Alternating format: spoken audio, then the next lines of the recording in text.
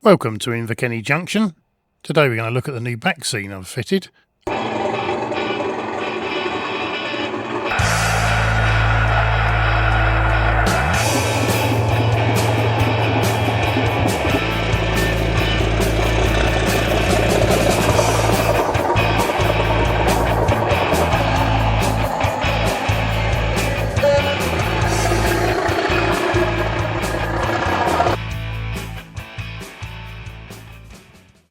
So if you'd watched any of my earlier videos, you'd know I'd hand painted a Backscene. I'd originally looked for a pre-printed Backscene, but really couldn't find anything suitable. I wanted a Scottish Highland landscape, and it needed to be 2 foot high and about 30 foot long. So in the end I decided to hand paint a Backscene. Whilst this looked better than nothing, I'm no artist, so it was definitely the weakest point of the layout. I'd done my best to improve it and even tried to mask it a bit with a few trees. But I always thought I'd replace it with a photographed Backscene if I found something suitable. Whilst on YouTube I found the OKT848 channel, which features an O-gauge Highland layout called Dromocta Pass. The first thing I noticed was the Backscene, so I messaged the channel and they sent me the link to where they bought it from on AliExpress. These are available in a variety of sizes, the largest of which is 0.7 by 2.1 metres. As my layout's a U shape, and I'd want the Backscene to go all the way around it, I'd actually need over 10 metres of Backscene, so I'd basically need 5 of these. They're obviously not designed to connect together, so I sort of looked around and they got quite a few designs on there. I eventually found 5 that I thought would connect together without too much trouble.